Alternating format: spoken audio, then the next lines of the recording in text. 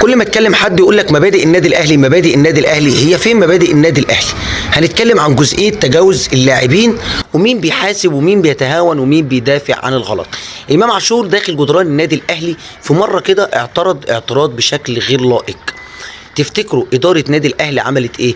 مع انه لا شتم ولا سب حد ولا غلط في حد بحاجه، فورا اداره النادي الاهلي عاقبته برغم انه كان نجم الفريق الاول في الوقت ده. النادي الاهلي مفيش مجامله مفيش تمييز، في نظام واحد بس. ممكن تقول لي اداره نادي الزمالك وجمهورهم عملوا ايه لما امام عاشور كان عنده في موقف اقوى من ده مليون مره؟ امام عاشور لما سب رموز النادي الاهلي، تفتكر مشجع الزملكاوي كان بيعمل ايه؟ كان بيتباهى بالموضوع وكان بيتفاخر وما زال حتى الان. كل ما اتكلم حد زملكاوي يقول لك امام عاشور سب رموزكم وسب امهاتكم، وبيتباهى وبيتفاخر كانه حقق انجاز وحقق بطوله وما استنكرش الموضوع.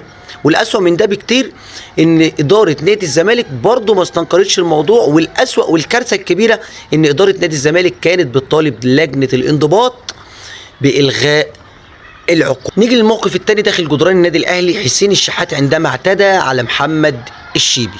تفتكر اداره النادي الاهلي عملت ايه؟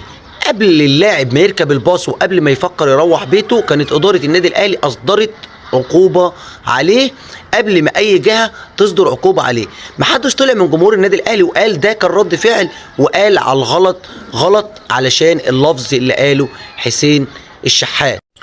فكرني بقى بموقف مماثل لنادي الزمالك، اكيد كان عندهم موقف مماثل. لاعب كرة الطايرة مصطفى لعبة لاعب نادي الزمالك لما عمل حركة غير اخلاقية لجمهور النادي الاهلي، تفتكر المشجع الزملكاوي عمل ايه؟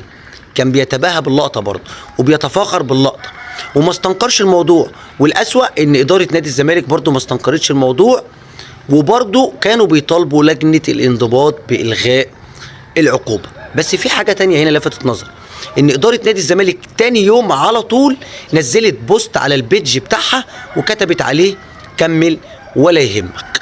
هي دي المبادئ اللي ما بتتجزأش. لما حد يسألك زملكاوي يقول لك مبادئ النادي الاهلي، قول له هي دي المبادئ اللي ما بتتجزأش، هي دي المبادئ وفكرة المبادئ اللي انت بتفكر تهدها، مش عشان تكون انت نادي المبادئ والاخلاق، ولكن علشان تثبت للجميع ان مفيش نادي عنده مبادئ ولا اخلاق. والفكرة دي مستحيل تموت، الاهلي فوق الجميع.